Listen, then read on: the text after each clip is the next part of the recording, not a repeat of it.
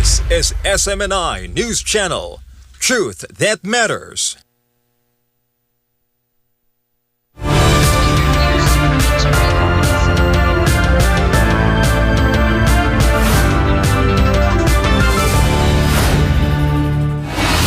In the headlines, first, Australian authorities are probing whether the father and son accused in the Bondi Beach massacre had links to extremist networks during a recent trip to the Philippines. In Hong Kong, media tycoon Jimmy Lai has been convicted on national security and sedition charges after a 2-year trial, facing a possible life sentence. A warning, Hungary accuses the EU of ignoring its own rules on Ukraine, warning that recent Brussels decisions could spark a wider continental conflict.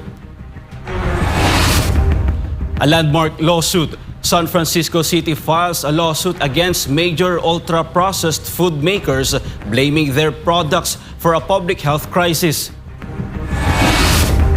In the Philippines, a Pasig City Court sentenced a woman to 8 years for illegally recruiting Filipinos, falsely claiming to be a hotel HR officer in Singapore. Gold victory. Elrene Ando won gold for the Philippines in the women's 63 kilograms weightlifting division at the 33rd Southeast Asian Games in Thailand. I'm Almar Forzuelo. Newsline World starts now.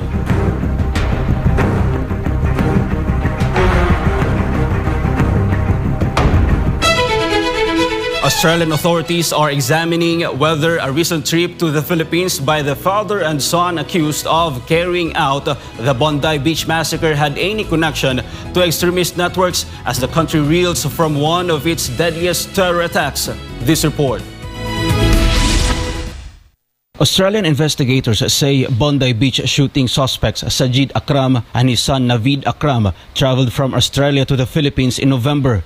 Weeks before the attack, the two reportedly traveled alone and stayed in the country for several weeks. Officials have not disclosed where they went or who they may have met during the trip. Counter-terrorism agencies, including Australian Security Intelligence Organisation or ASIO, NSW Police and the Australian Federal Police are now assessing whether the travel exposed the pair to extremist influences. Authorities are looking into possible links to Islamic State-aligned groups operating in parts of Southeast Asia, though no direct connection has been confirmed. Prime Minister Anthony Albanese said Naveed Akram first came to ASIO's attention in 2019 due to his associations. At the time, investigators assessed there was no indication he posed an ongoing threat or intended to engage in violence. Police say the suspects were staying in a short term in rental Camp C before driving to Bondi Beach on Sunday evening, where members of the Jewish community had gathered to mark the start of the Hanaku. 15 people were killed and dozens injured in the shooting. The Philippine Consulate in Sydney has confirmed that no Filipino nationals were among the fatalities or injured in the attack and urged the local Filipino community to follow safety guidance issued by NSW Police. Officers recovered multiple firearms at the scene and seized additional weapons from a property in Sydney's southwest. 2 improvised explosive devices were also found, and investigators are still determining how they were made and where the suspects learned to construct them. Authorities say it remains unclear whether the attackers were self-radicalized or influenced by extremist groups. As investigators work to piece together their movements and motivations, the attack has sparked national mourning and renewed scrutiny of counter-terrorism measures, with officials vowing to leave no avenue unexplored as Australia seeks answers after the Bondi Beach tragedy. For God and my beloved Philippines, reporting for Newsline World, Almar Forzuelo, SMNI News.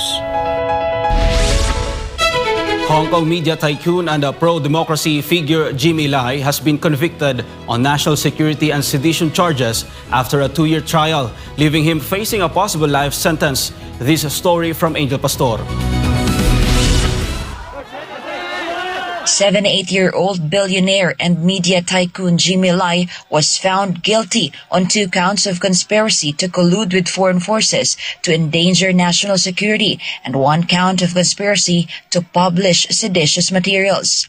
The ruling came as Lai was escorted to and from the West Kowloon court under tight security, with dozens of supporters gathering outside holding apples, a symbol associated with his now defunct newspaper, Apple Daily.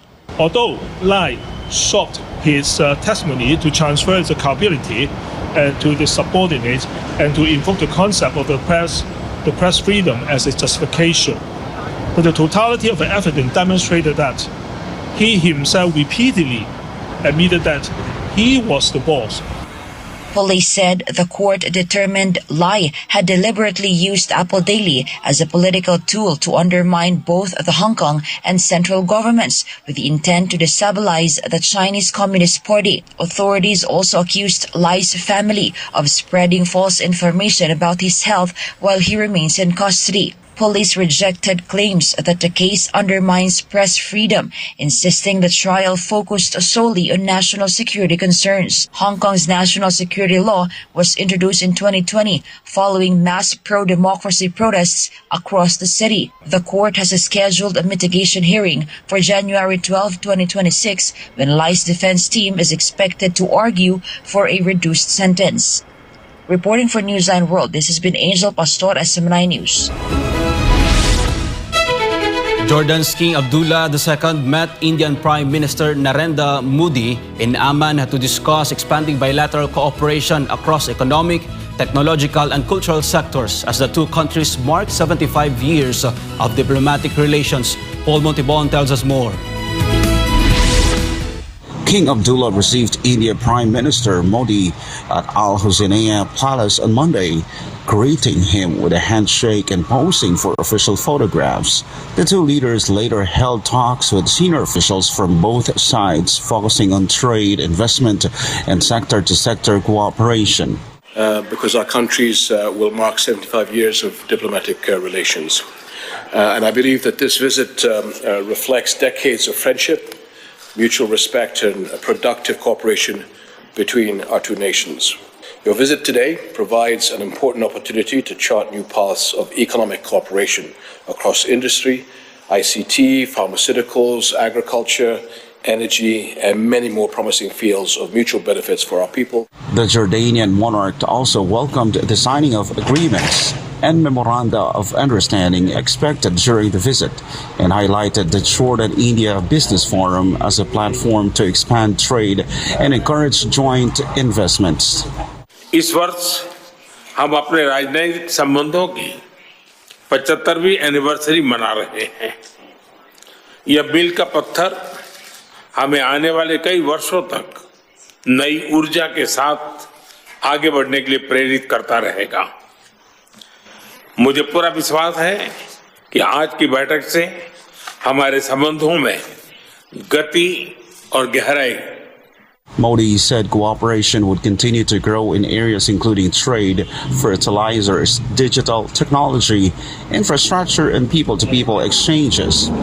Jordanian media report that agreements will cover renewable energy, water resource management, digital transformation, a cultural exchange program, and a twinning pact between Petra and India's Ellora caves.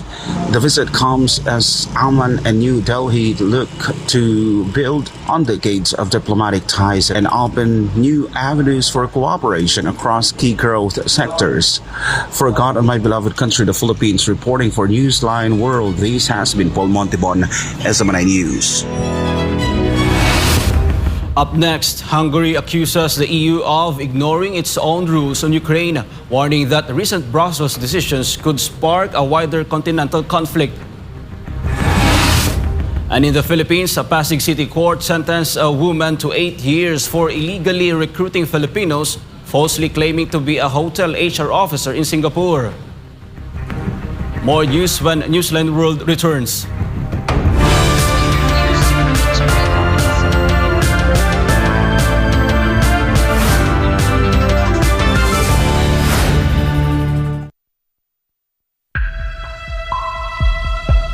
Sa kabila ng mga mas modernong kaalaman at teknolohiya, nananatiling matindi ang banta ng HIV sa Pilipinas. Pero gaano nga ba kalala ang sitwasyon? Ang HIV o Human Immunodeficiency Virus ay isang sakit na sumisira sa immune system ng katawan. Ngunit tandaan, hindi ito nakukuha sa simpleng pakikisalamuha. Hindi mo agad mararamdaman, pero unti-unti nitong pinapahina ang katawan.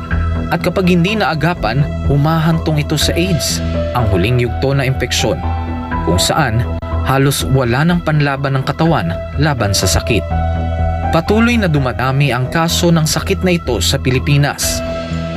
Isang nakababahalang pagtaas.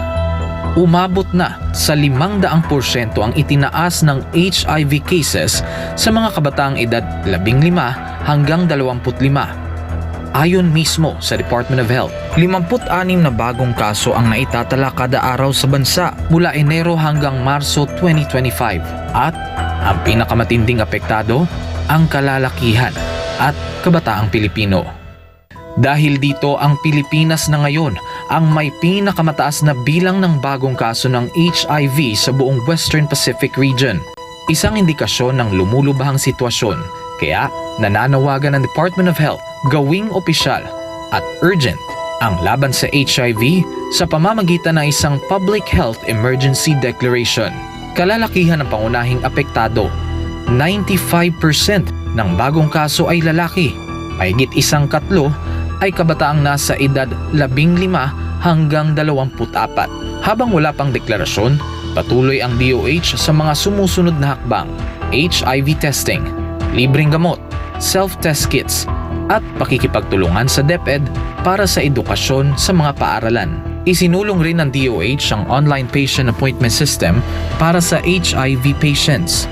Layunin nitong gawing mas madali at mas personal ang pag-access sa libreng gamutan at konsultasyon ayon sa schedule ng pasyente. Ang HIV ay hindi tulad ng flu. Hindi ito basta naipapasa sa hangin. Ito ay naipapasa sa pamamagitan ng personal na desisyon. Kailangan din nating pagtuunan ng pansin ang ugali, disiplina at personal na responsibilidad. Isang paalala mula sa SMNI.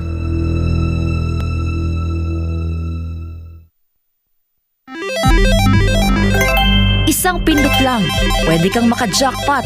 Mukhang masaya at easy money lang. Sa murang halaga, pwede ka na tumaya sa online gambling at e-casino apps. Mayroong sabong, slot machines, mahjong, poker at iba pa. Kailangan mo lang ng smartphone, e-wallet at internet. Pero ang aliw na ito, unti-unting nagiging bitag para sa mga Pilipino. Lalo na kung ang paborito mong artista o influencer ang mukha ng app. Mas madaling makaengganyo, diba? Parang safe naman kasi may kilalang mukha. Pero sa likod ng ngiti, sugal pa rin ang itinutulak. At syempre, mas madali ring itago ang pagkalulong sa bisyong ito. Walang pisikal na kasino o pasugalan, walang kaharap, walang accountability, kaya't mas lumalala ang adiksyon. Dagdag pa rito, maraming online gambling apps at walang regulasyon. Sa likod ng mga makukulay na interface at papremyo, nakatago ang problemang bumabalot ngayon sa bansa. Ang pagkalulong ng maraming Pilipino sa online gambling. Pwede maglaro kahit saan, kahit kailan, kahit sino, bata man o matanda,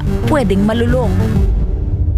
Ayon sa mga eksperto, ang pagkakalulong sa online gambling ay nagdudulot ng matinding stress at anxiety, pagkakabaon sa utang, pagkawasak ng pamilya, pagkawala ng tiwala sa sarili. At tulad ng ibang bisyo, may mga senyales ito tulad ng hindi makapagpigil kahit walang pera, palihim na tumataya, pagpapabaya sa trabaho, pamilya o sarili. Sa bawat taya, may mga taong tunay na kumikita, mga malalaking negosyante at investors na negosyo ang bisyo ng masa. Para sa kanila, perang pumapasok lang ito. Pero para sa ordinaryong Pilipino, kabuhayan at relasyon ang nauubos. At ang masakit, tila matagal itong nahayaan. Hindi ito naging prioridad ng mga nakaupo sa taas hanggang sa sobrang lumala at halos naapektuhan na ang buong komunidad. Ngayon, sa dami ng nalulong at sa laki ng pinsalang naidulot, saka palalong umugong ang mga panukalang batas para higpitan ng online gambling, gaya ng pagbabawal sa paggamit ng e-wallets para tumaya pandaraya, pagtaas ng minimum bet, mas mahigpit na identity verification, pag-block ng mga illegal na gambling sites, at bawasan o ipagbawal ang mga ads na target ang kabataan. Maaari itong magmukhang laro lang, pero sa katotohanan, isa itong sugal sa kinabukasan. Ang kita na dapat sa mga pangunahing pangangailangan o ipon na uubos sa sugal. At sa mundo ng online gambling, mas madali kang matalo kaysa manalo. Huwag hayaang sugal ang magdikta sa iyong buhay. Isang paalala mula sa SMNI.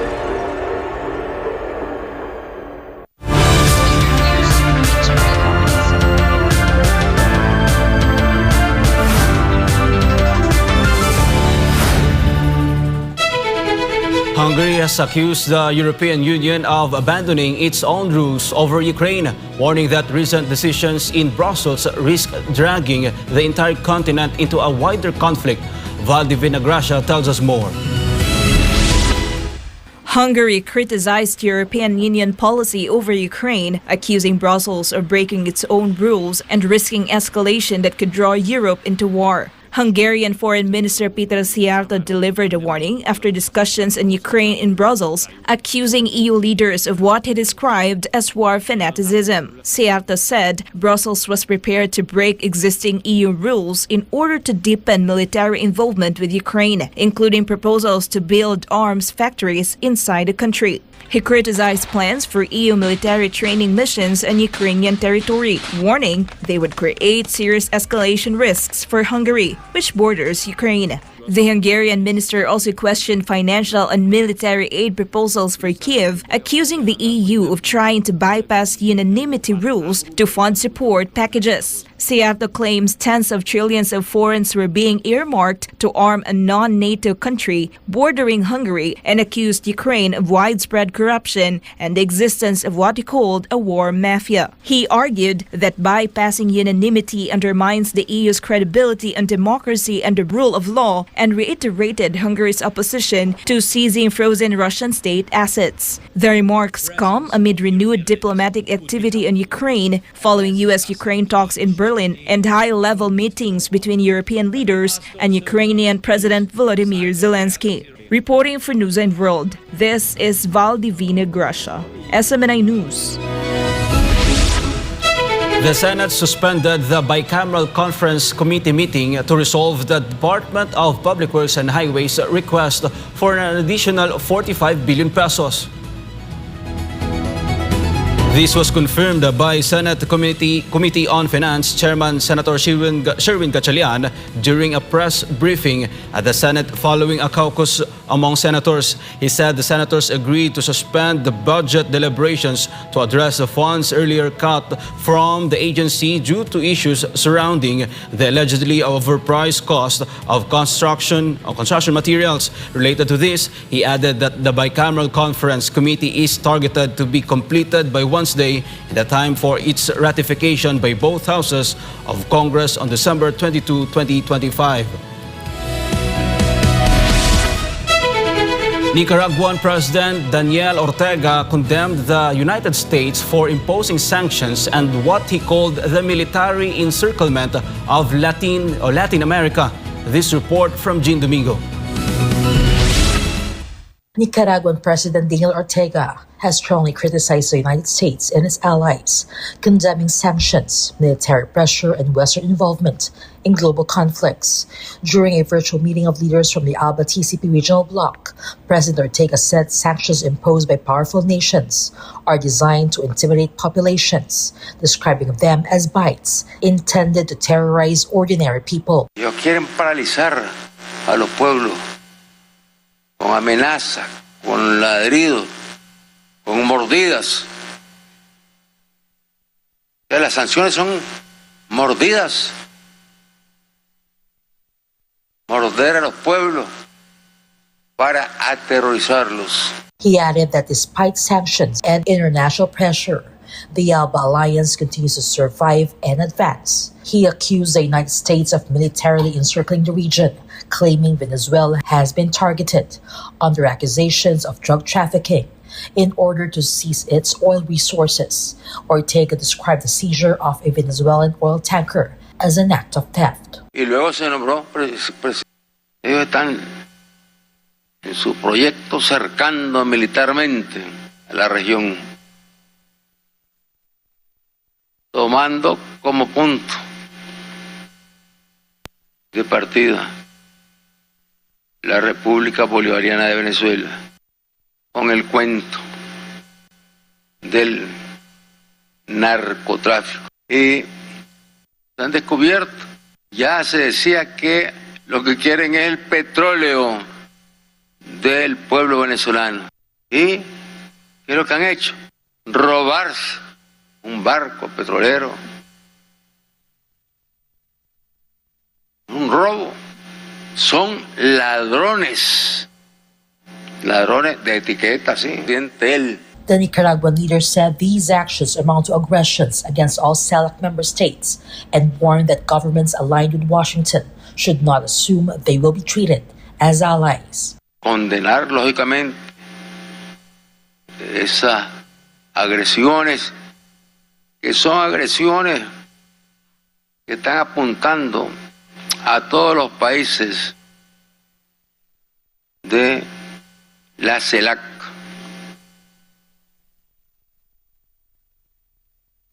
Y habrán algunos gobiernos que piensan que porque son amigos, entre comillas, del gobierno de los Estados Unidos, les va a ir bien. Los gobernantes norteamericanos, el imperio norteamericano, los imperialismos de la tierra, los imperialistas de la tierra, no tienen amigos. Ortega also criticized U.S. involvement in Central America, referring to Honduras and alleging interference in presidential elections. He said the United States disrespects Central American nations and seeks to impose its will, particularly in response to migration. Eso que hicieron en Honduras, de decir quién tenía que ser el presidente. Pobre presidente, porque no sabemos cómo le irá a ir. No vemos ahí a los Estados Unidos que aborrece al pueblo hondureño, aborrece a los pueblos centroamericanos, lo odia por la migración. No vemos ahí. Ellos van a buscar cómo imponerse, y si el presidente que resulte finalmente electo ahí no acata, entonces ya no será amigo. Turning to Europe, Ortega accused the European Union of promoting war, claiming it has intervened in support of Ukraine against Russia. He described the conflict as a struggle by Russia against what he called Nazi forces, alleging discrimination and violence against Russian-speaking populations. Vemos a la Unión Europea tocando tambores de guerra para meterse, como ya se ha metido, en favor de los nazis de Ucrania, en contra de la República de la Federación Rusa. Esa es una guerra, una lucha. Ortega concluded by warning that the United States is threatening countries, including Mexico and Colombia, with military action. He said such actions will provoke resistance and insisted that global peace must ultimately prevail. Hay un rechazo a todas las medidas que viene tomando el gobierno de los Estados Unidos y vive amenazando a México, amenazando a Colombia, amenazando ya con ir contra Colombia, ir contra México, meter sus tropas. Lo dice tranquilamente. President Ortega's remarks came amid heightened geopolitical tensions and ongoing divisions over sanctions, military alliances, and regional sovereignty. Reporting for Newsline World, this has been Jean Domingo. SM9 News. When we return, San Francisco City files a landmark lawsuit against major ultra-processed food makers, blaming their products for a public health crisis. More news after the break.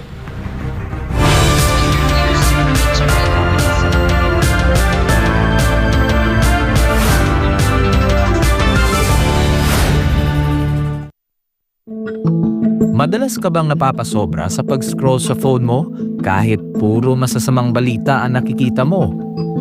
Isipin mo ito. Nakahiga ka na sa kama, nagche-check lang ng phone bago matulog.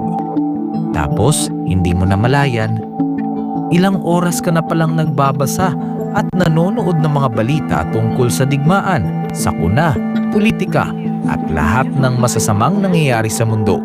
Nakakaramdam ka na ng kaba at pagod. Pero tuloy mo pa rin ang scroll mo. Ang tawag dyan ay doom scrolling. Ito ang habit ng paulit-ulit na pagtingin sa mga negatibo o nakakadepress na content tulad ng digmaan, krimen o problema sa mundo. Nakaka-stress pero hindi mo pa rin mapigilan. Ayon sa isang pag-aaral ng Texas Tech University, ang sobrang konsumo ng masasamang balita ay nauugnay sa pagtaas ng stress, anxiety at pisikal na sintomas gaya ng pagkapagod at sakit ng ulo. Ayon naman sa Harvard Health, ang doom scrolling ay nagpapataas ng fight or flight hormones tulad ng cortisol at adrenaline na nakakapagpabigat ng isip at katawan. Nakakaapekto ito sa iyong mood, tulog at maging sa mental at physical health mo. At kapag naman puro memes at random na content ang pinapanood mo ng sunod-sunod hanggang sa mawalan ka na ng gana na mag-isip at gumawa ng iba pang gawain, ang tawag naman dyan ay brain rot. Sa Gen Z at tinatawag na internet culture, ang brain rot ay overconsumption o sobrang tagal na panonood ng paulit-ulit, mababaw, magulo o walang saysay na content online hanggang sa parang manhid na ang utak mo. Kapag nasobrahan, syempre, nakakasama. Nawawalan ka na ng focus, nawawala ang motivation, hirap mag-isip ng malalim, parang lutang o foggy ang utak. Masaya sa simula, pero kapag sobra, napapagod ang isip mo. Nahihirapang mag-concentrate at parang lutang. Mas delikado pa ito sa mga bata dahil ang utak nila ay nasa proseso pa ng pag-develop. Kaya mas malakas ang epekto ng doom scrolling at brain rot sa kanila. Maaaring makaapekto sa pag-aaral, pag-iisip at pakikitungo sa iba. Ang higit sa 4 na oras ng screen time araw-araw sa mga kabataan ay konektado sa 35 to 88% na mas mataas na posibilidad ng depresyon, anxiety at stress. Base ito sa isang malawakang pag-aaral sa Brazil. Kaya, maging balanse. Magpahinga sa screen, magbasa, makipagkwentuhan, magdasal, maging present lagi. Alagaan ang iyong isipan. Kung anong itinatanim sa isipan mo, yun ang lalago.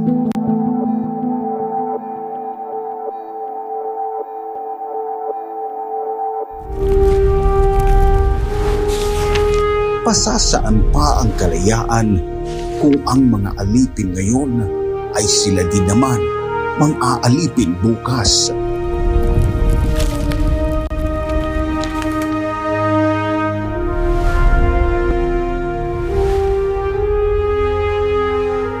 Ibigin mo ang iyong bayan ng sunod kay bathala, sa iyong kapurihan at higit sa lahat sa iyong sarili.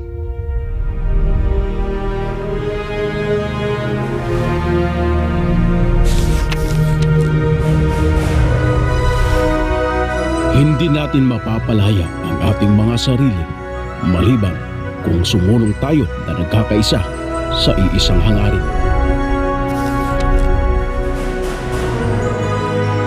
Ang tunay na makabayan ay ang tumutupad ng pagpapabuti ng kanyang mga kapwa, gaano man kaaba ang kanyang katungkulan.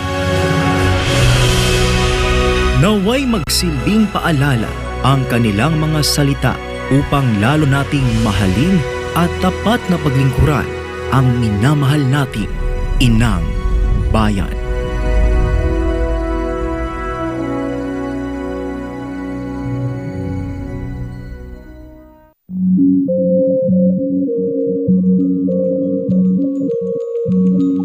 Sa panahon ng tag-ulan, hindi lang baha at ulan ang dapat bantayan, kundi pati na rin mga sakit na pwedeng makahawa. At dahil ngayon ay rainy season, nagbabala ang Department of Health laban sa tinatawag na wild diseases. 4 na klase ng sakit na karaniwang nakukuha ng tao tuwing maulan. Ito ang W o waterborne diseases, gaya ng pagdudumi o gastroenteritis. I o influenza-like illnesses, gaya ng sipon, ubo at lagnat. L o leptospirosis, na maaaring makuha mula sa ihi ng mga daga sa baha. At D o dengue, na dala ng mga lamok. Kapag baha, mas mabilis kumalat ang mikrobyo. Kaya't ugaliin ang paghuhugas ng kamay at agad maligo matapos lumusong sa baha. Ano ang dapat gawin para maiwasan ang wild diseases? Tumutok sa weather updates. Magsuot ng kapote at bota. Siguraduhing malinis ang iniinom na tubig. Agad kumonsulta sa health center kung may nararamdamang sintomas. Mainam din gawin ang 40 o ang taob, taktak, tuyo at takip para maiwasan ang dengue sa bahay at komunidad. Maglinis, magmasid, mag-ingat. Labanan ang wild diseases ngayong tag-ulan. Ang paalalang ito ay hatid sa inyo ng SMNI.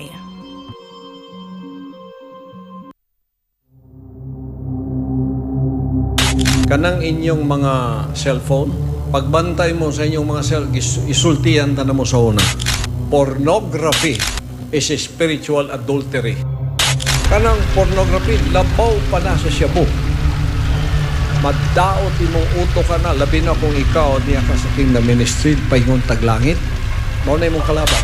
Because it will destroy everything that was implanted to you spiritually that will let you go to heaven. Pornography is the number 1 missile of the enemy that will destroy you and your soul to hell.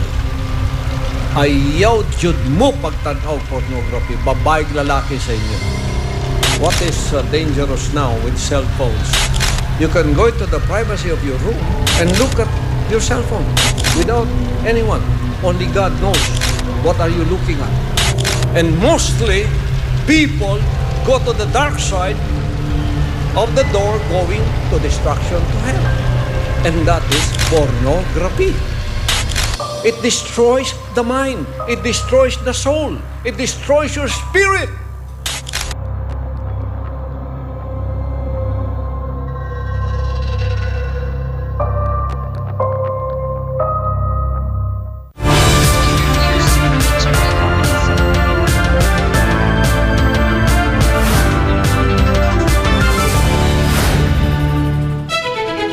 Trump declared drug cartels foreign terrorist organizations and signed an executive order classifying fentanyl as a weapon of mass destruction, warning that cartels pose a grave threat to the United States. This report from Joy Tabanao. President Donald Trump has taken a hardline stance on the U.S.-Mexico border and the opioid crisis, calling cartels and drug traffickers a direct threat to the United States and announcing new measures to combat fentanyl. In a lengthy statement, Trump said that prior administrations surrendered the southern border to criminals, drug cartels, human traffickers, and child smugglers. He claimed that the Mexican side of the southwest border was under cartel control and described them as some of the most violent criminals groups on the planet.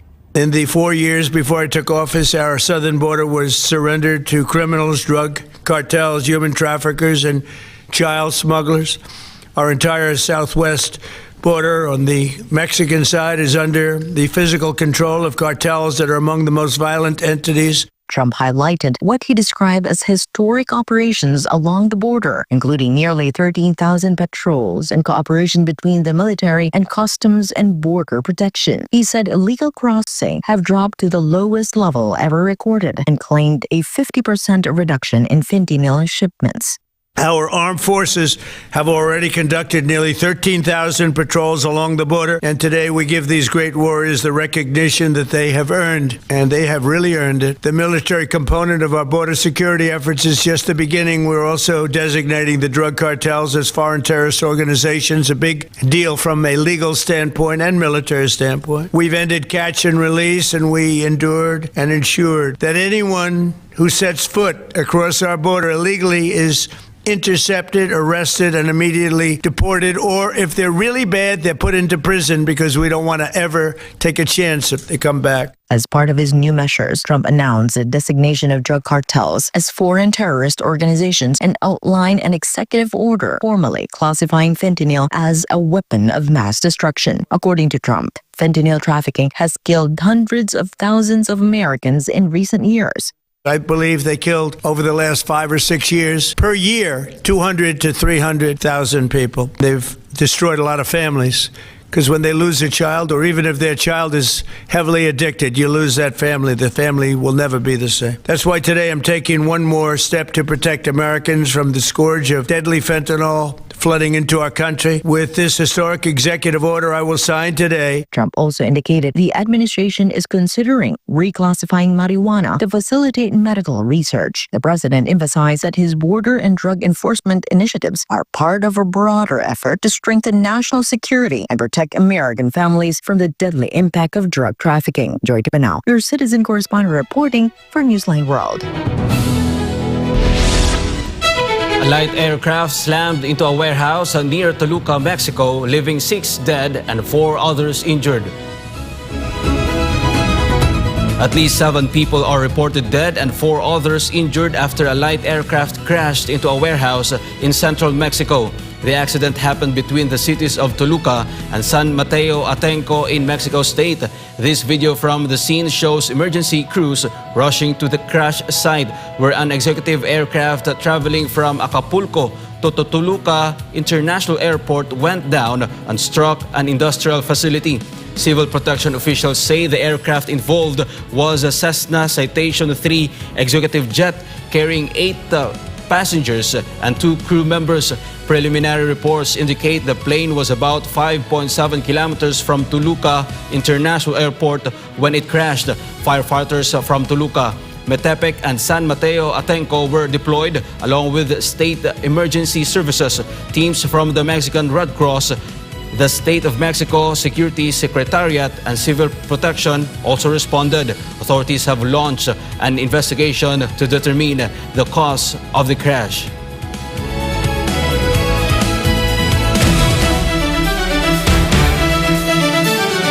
World number 1 Aryna Sabalenka has been named for the Women's Tennis Association Player of the Year for a second straight season, following a dominant 25 campaign.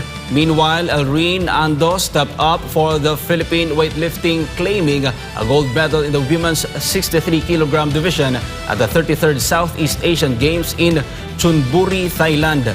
More on this from Carlo de la Peña. Aryna Sabalenka, the 27-year-old Belarusian, won 4 titles this season, the most on tour, highlighted by a successful defense of her US Open crown against Amanda Anisimova in September for her 4th Grand Slam singles title. Sabalenka reached a tour best 9 finals in 2025 and finished runner-up at the Australian Open and French Open. She also claimed titles at the Brisbane International, Miami Open, and Madrid Open. She held the world number 1 ranking all season, finished year-end number 1 for the 2nd straight year, and became the first player since Serena Williams in 2015 to surpass 12,000 WTA ranking points. Sabalenka ended the year with a 62-12 record and earned a record £11 million in prize money, receiving nearly 80% of media votes. Meanwhile, Switzerland Belinda Bencic was named Comeback Player of the Year. Victoria Mboko earned Newcomer of the Year honors. Siniakova and Taylor Townsend were voted Double Teams of the Year, and Anisimova was named Most Improved Player of the Year.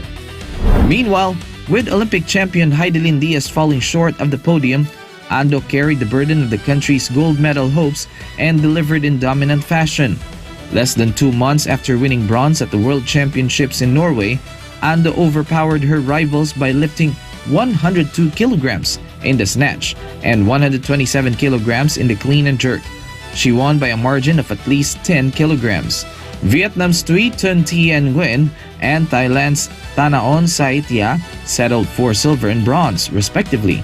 The victory made Ando a two-time SEA Games champion after also winning gold in the 59-kilogram class in Cambodia 2 years ago. Diaz, who finished fourth in her event, watched from the sidelines and cheered Ando on. She later joined her compatriot during the victory ceremony in her role as a member of the IWF Executive Board. The Philippines also earned a silver medal through 19-year-old Albert Ian de los Santos in the men's 71-kilogram division. De los Santos set a new world junior record with a 186-kilogram clean and jerk and totaled 324 kilograms. Diaz praised De Los Santos as the future of Philippine weightlifting.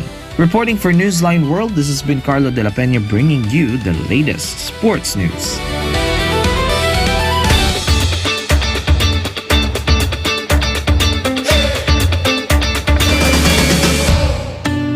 A celebration of identity, creativity, and empowerment took center stage in Nigeria's capital as the annual Afro Hair Summit opened its doors to artists, stylists, and beauty advocates from across the continent. Abuja came alive with color, culture, and confidence as the two-day annual Afro Hair Summit opened on Saturday, celebrating the rich heritage, artistry, and innovation behind African hairstyles. The summit offered a vibrant showcase of distinctive African hair traditions, with models gracing the runway in bold, creative styles adorned with striking accessories. The dazzling display highlighted not only fashion and beauty, but also the deep cultural identity woven into African hair. Founder of the Africa Hair Summit described the event as a celebration of empowerment and pride. The summit continues to honor knowledge, art, and innovation with experiences designed to inspire creatives, elevate skills, and affirm the dignity and beauty of African hair. Participants and models shared the same sense of pride, seeing the event as a platform to spotlight Africa's elegance and creative expression, expressing gratefulness that Africa has been blessed with natural beauty from its origins, adding that the Afro remains at the heart of that identity. Held on November 12 and 13, the Afro Hair Summit featured runways shows, hair competitions, and business and beauty panel discussions, bringing together stylists, creatives, and enthusiasts in a positive celebration of African heritage, talent, and self-expression.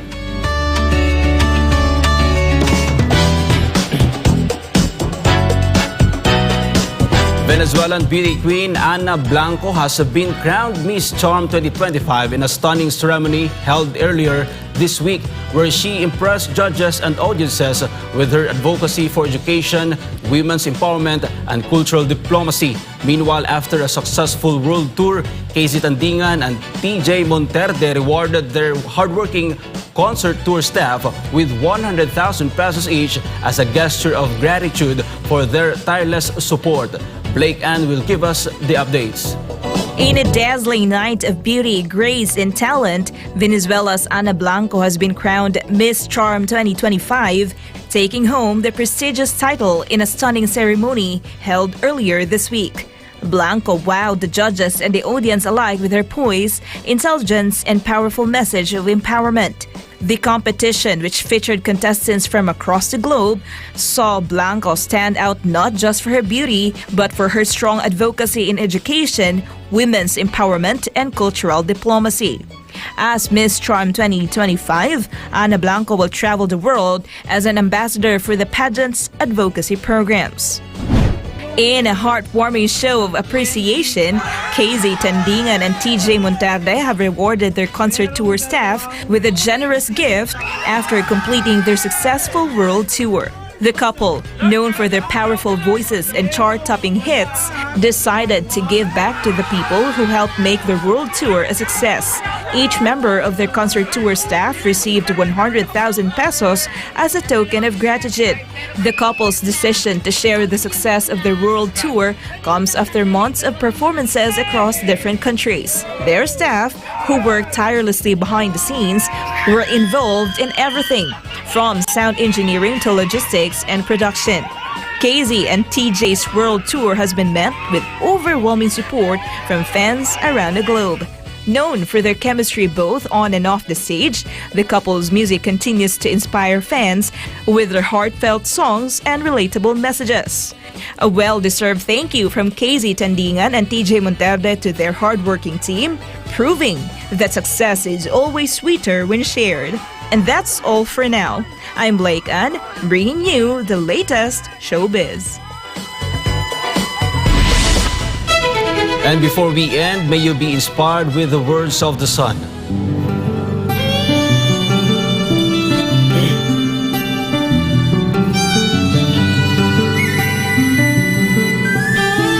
Guard your mind, soul, and heart that they will remain upright in the sight of God.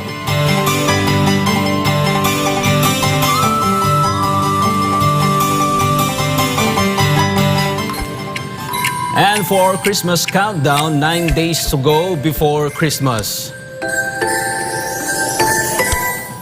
And that's all for this edition of Newsline World. For God and my beloved country, the Philippines, I'm Almar Forzuelo.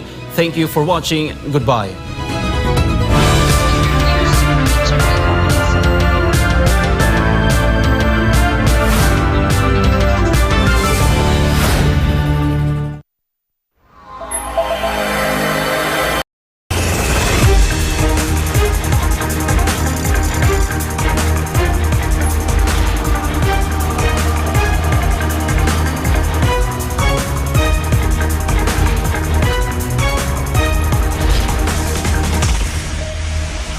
This is SMNI News Channel. Truth that matters.